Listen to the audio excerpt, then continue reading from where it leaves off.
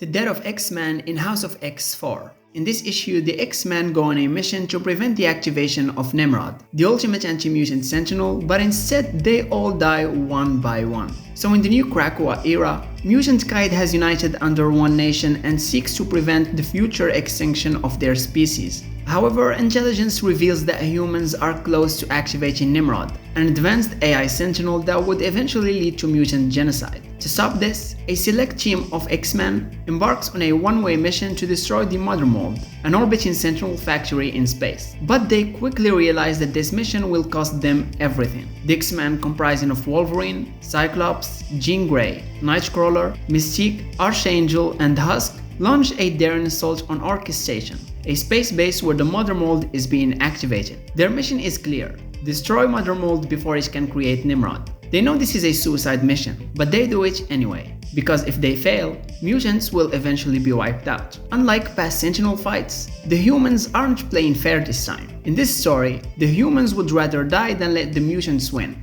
That's how deep their hatred runs. Each X-Man meets a horrific fate. Archangel and Husk burned alive by a direct explosion at the start of the mission. Mystique is sent through an airlock into the vacuum of space, suffocating instantly. And knowing the mission is failing, Nightcrawler teleports Wolverine to Mother Mold's core, and before dying, he whispers his final words. Wolverine, covered in burning adamantium, claws Mother Mold apart, destroying it while dying in the explosion. And Cyclops is captured and mercilessly executed by Orchis after telling Jean Grey, "We lost." And as of Jean, she was trapped in a damaged escape pod as the Sentinels descend upon her, tearing her apart. Unlike most X-Men missions, where someone survives, here, no one makes it out alive. Orchis proves that humans will go to any lengths to ensure mutants are wiped out, even sacrificing themselves. Before this, readers didn't know about the Krakoa's resurrection protocols, making this feel like a true extinction event for the X-Men. The last page is pure silence, showing only the cold emptiness of space, reinforcing that the X-Men are truly gone. And yes, while this issue initially felt like the end of the team, it was later revealed in the 5th issue of House of X that Krakoa's mutant resurrection protocols allowed the X-Men to be revived using Cerebro's backups. However, this doesn't erase the emotional weight of their sacrifices. This issue proved that mutants would rather die fighting than allow their extinction,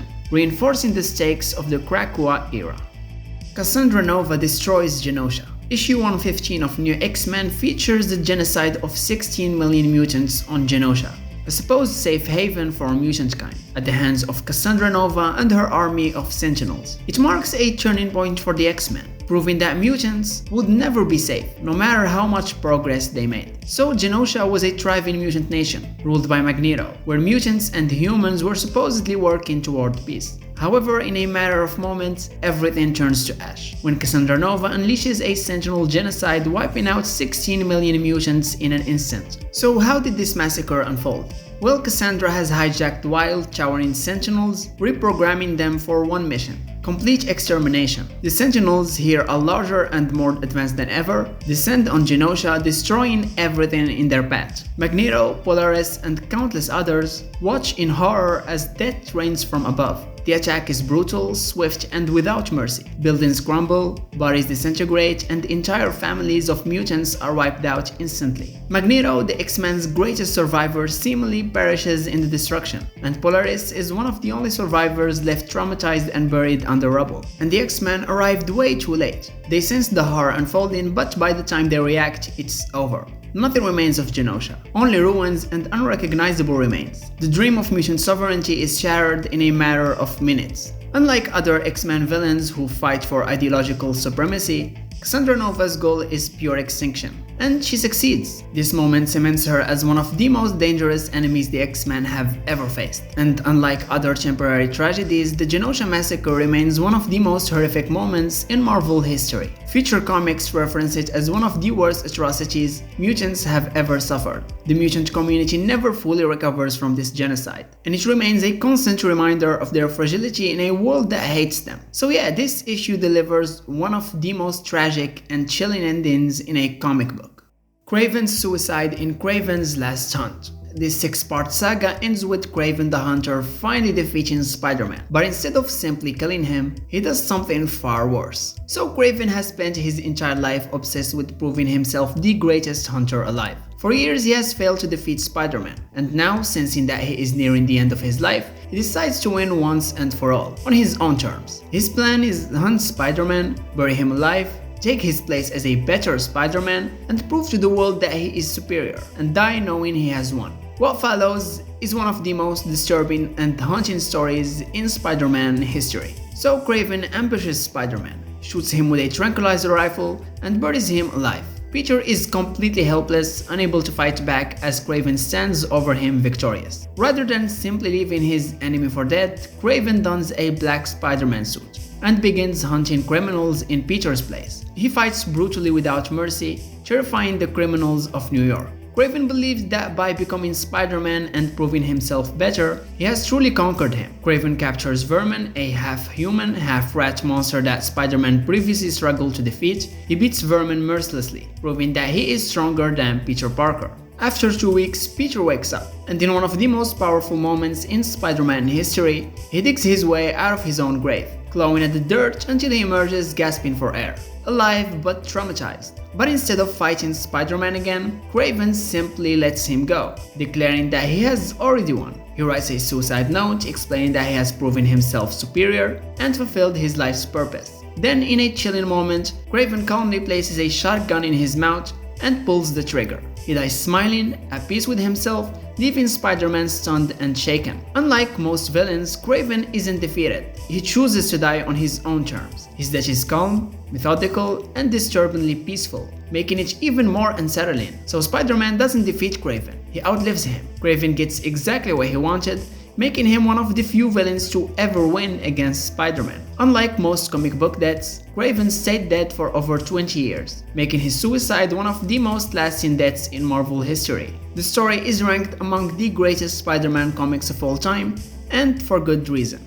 Mephisto's bargain in One More Day. This storyline is one of the most controversial and darkest Spider-Man stories that ended with Peter Parker and Mary Jane making a deal with Mephisto, Marvel's equivalent of the devil, to erase their entire marriage and rewrite reality. This story didn't just affect Peter Parker, it rewrote Spider-Man's entire history. The story takes place after the events of Civil War, where Spider-Man publicly unmasked himself. So Wilson Fisk, aka Kingpin, knowing his identity, orders a sniper to kill Peter, but the bullet hits Aunt May instead. With Aunt May dying, Peter is desperate for a way to save her. But no doctor, no magic, and no science can help. That's when Mephisto, the demon lord of hell, appears with an offer. I can save Aunt May, but in exchange, I want your marriage. Mephisto offers to rewrite reality, ensuring that Peter and Mary Jane never got married, effectively erasing their entire history as a couple. MJ makes one last request. She tells Mephisto that Peter should never remember the deal, so he doesn't have to suffer knowing what they lost. Peter and Mary Jane struggle with the choice, but ultimately, they agree to sacrifice their love, and reality is rewritten forever. This was one of the most heartbreaking scenes in a Spider-Man story. Their love is erased from existence, and Peter wakes up in a new reality where he and MJ were never married. Aunt May is alive, the world has changed, Spider-Man's unmasking is undone, but Peter is alone, broken, and missing something he can't remember. Peter and MJ's marriage was one of Marvel's longest running relationships, and One More Day erased decades of character development, making it one of the most controversial editorial decisions ever. Not just that, but Spider-Man, one of the most morally strong heroes, makes a literal deal with the devil. So May is saved, but at what cost? She was already old, meaning Peter gave up everything for temporary relief. So obviously fans were furious, and One More Day became one of the most hated stories in Spider-Man history. It's the ultimate example of a comic book ending that fans wish never happened. Thanos wins. It's a storyline that imagines a future where Thanos finally achieves his lifelong goal: absolute, uncontested victory over the entire universe. Instead of being another story where the heroes fight back and win, Thanos Wins is about total annihilation, showing what happens when the Mad Titan truly gets what he wants. And it's far worse than anyone could have imagined. In this future, Thanos has already won. He has killed everyone and destroyed everything, and stands as the ruler of a dead cosmos. The Avengers, X-Men, Fantastic Four are all dead. Even the Celestials, Odin, and Galactus have been defeated and consumed. But there's one last thing that he needs to do before he can finally claim his true reward from Lady Death. And that's why he summoned his past self. The only survivor here is the Silver Surfer, who has become the last warrior of the universe. In this dark future, the Silver Surfer has become a warrior monk, wielding Thor's hammer Mjolnir. He leads to a last-ditch battle against King Thanos and present-day Thanos, hoping to end the Mad Titan once and for all. But in the end,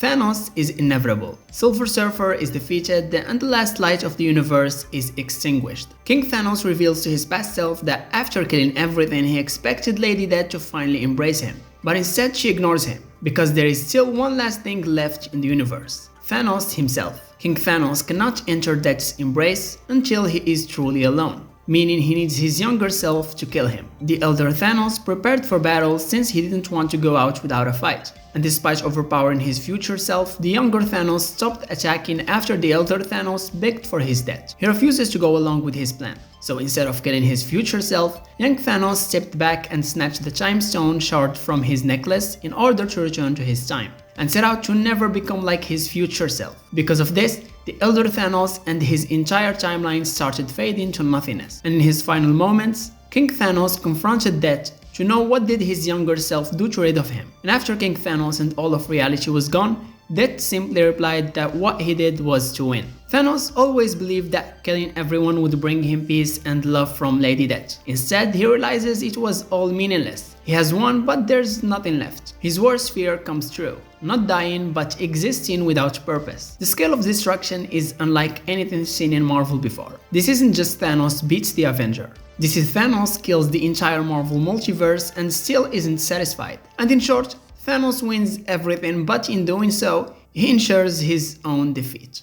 The ending of Civil War. This storyline pits Captain America and Iron Man against each other, tearing the superhero community apart over the Superhuman Registration Act. Unlike most major comic events that end with a heroic victory, Civil War ends with tragedy and the shattering of the Avengers. The story begins with a battle between the New Warriors and a group of villains in Stamford, Connecticut, that led to a massive explosion that kills 600 civilians, including children. This tragedy forces the US government to pass the Superhuman Registration Act, requiring all superheroes to register their identities and work under government supervision. This law splits the superhero community in two. Iron Man leads the pro-registration side, while Captain America leads the anti-registration side. As tensions escalate, the conflict turns into a full-scale war, culminating in a devastating final battle. The climax takes place in New York City, where Captain America's anti-registration forces launch one final assault against Iron Man's pro-registration forces. The battle is brutal, with heroes fighting their former allies in an all-out war. Cap and Iron Man face off one last time, with Cap gaining the upper hand and beating Iron Man into the ground. And just as Cap is about to land the final blow, something unexpected happens. Cap looks around and realizes the truth. This isn't a war for justice anymore. He sees the devastation around him: buildings destroyed, civilians in danger, and heroes fighting like criminals. He suddenly understands that they've lost sight of what they were fighting for. Cap removes his mask and surrenders, telling his team to stand down. With Cap's surrender, Iron Man's side is declared the winner, and the Superhuman Registration Act is enforced, and heroes must now work for the government or be arrested. Steve Rogers is put in chains, arrested by S.H.I.E.L.D. as a war criminal. He willingly accepts the consequences of his rebellion, believing it is the only way to truly end the war. Peter Parker originally sided with Iron Man, but later switched to Cap's side, seeing the corruption of the system, and his identity is exposed, making him and his family targets. And this directly leads to one more day where Aunt May is shot. And while Civil War ends with Cap's arrest, the story's true emotional climax happens in Captain America 25, where Steve Rogers is assassinated while being escorted to trial. He is shot by crossbones and finished off by a brainwashed Sharon Carter, leaving the world without Captain America. The superhero community is left divided, and trust among heroes is completely shattered. Many fans argue that Marvel's heroes were never the same after this event. I talked about Civil War in more details in my Marvel crossover events video, you can check it out. The Avengers' first loss in Avengers Infinity War. Jumping chips to the big screen, Avengers Infinity War didn't end in a victory. Instead, it delivers one of the most devastating and hopeless endings in film history, where the heroes fail completely and Thanos wins. So Thanos is on a mission to collect all 6 Infinity Stones to achieve his ultimate goal, wiping out half of all life in the universe to restore balance. The Avengers, Guardians of the Galaxy, Doctor Strange and Black Panther and others try to stop him. Thanos proves to be unstoppable, tearing through every obstacle in his way. And by the time the film reaches its final moments, the Avengers have lost, and Thanos has won, and the universe will never be the same. Throughout the film, Thanos systematically destroys anyone who stands in his way, to collect the 6 Infinity Stones. The Power Stone was stolen before the movie begins, the Space Stone taken from Loki who is killed, the Reality Stone taken from the Collector, the Soul Stone acquired by sacrificing Gamora in Vormir, the Time Stone is given by Doctor Strange to spare Tony Stark's life, and the Mind Stone is ripped from Vision's forehead. With all 6 stones, Thanos becomes a literal god, capable of reshaping reality itself. As Thanos activates the full power of the Infinity Gauntlet, Thor arrives with Stormbreaker and delivers a strike to Thanos' chest. For a moment, it seems like the heroes might win, but then Thanos snaps his finger and everything changes forever. He erases half of life in the universe, turning billions of beings, including half of the Avengers, to dust. The heroes can do nothing as they watch their friends die before their eyes. Bucky Barnes, Black Panther, Groot, Scarlet Witch, Doctor Strange, Peter Parker, they all vanish. So the movie ends not with the Avengers, but with Thanos. He teleports to a peaceful, quiet planet, watching the sunset with a faint, satisfied smile. So what's the final shot? Thanos sitting alone, victorious. No heroic music, no last-minute hope, just silence. This isn't just a battle lost, it's the worst failure in superhero history. Even though the audience suspects that some of these characters might return, the way they die feels permanent. The horror in their faces and voices makes it feel like the real end of the MCU as we know it. This marked the first time a Marvel movie ends with the villain winning, and to be honest, the boldest storytelling choice in MCU history. The attack on Genosha in episode 5 of X-Men 97. This episode made the show one of my all-time favorite superhero shows, right up there with Daredevil, WandaVision, and even The Penguin. The episode revolves around Gambit and Rogue, who accompany Magneto on a visit to the mutant nation of Genosha as goodwill ambassadors. When they arrive, they're stunned to see that Genosha has become a utopia for mutants. They meet Madeline, Jean Grey's clone, who serves on the interim council. Magneto is then summoned to meet with them, where he's offered the role of Genosha's ruler. He agrees, but only if Rogue stands by his side. Rogue, however, is conflicted and confesses to Gambit about her past with Magneto. He was once her mentor, but their relationship deepened when she realized he was the only person she could physically touch. Struggling to process this, Gambit pushes her away, telling her you can go and be with him. That night, at a grand celebration, Magneto and Rogue share a dance while Gambit watches from afar. But before things can escalate, Rogue ultimately rejects Magneto, and just as it seems the episode's personal drama is reaching its resolution, everything takes a shocking turn. Madeline suddenly experiences an overwhelming telepathic surge. She stumbles outside only to be confronted by Cable, who warns her that everyone must evacuate. But she is too overwhelmed to react, especially after realizing that Cable is actually her son Nathan Summers, and before he can save anyone, Cable is pulled out of time, leaving the mutants unprepared for what comes next. The attack on Genosha begins, a massive sentinel arrives and starts wiping out mutants en masse. The third act of this episode is one of the best third acts I've seen in any Marvel project, delivering some of the most intense actions and plot twists in any superhero media. What makes the battle so gripping is the sheer weight of the stakes. Fan-favorite characters are in real danger, and not all of them survive. So as the X-Men fight to save as many people as possible, it becomes clear they are outmatched. Magneto does everything in his power to protect others, but he eventually fails. Rogue nearly loses herself in battle, only to be pushed aside by Gambit, who steps up for one final stand. He leaps toward the Sentinel, staff in hand, and with his last ounce of strength, he charges the machine with kinetic energy, triggering an explosion that destroys it, but at the cost of his own life. Genosha lies in ruins, the surviving X-Men watch in horror from the X-Mansion, processing the sheer scale of the loss. And in the episode's heartbreaking final moments, Rogue holds Gambit's body, her bare hands finally able to touch him as she whispers, "I can't feel you," and Gambit is officially dead. It's an incredibly emotional ending, and one that I couldn't leave off my list. So if you haven't started watching X-Men 97, what are you waiting for?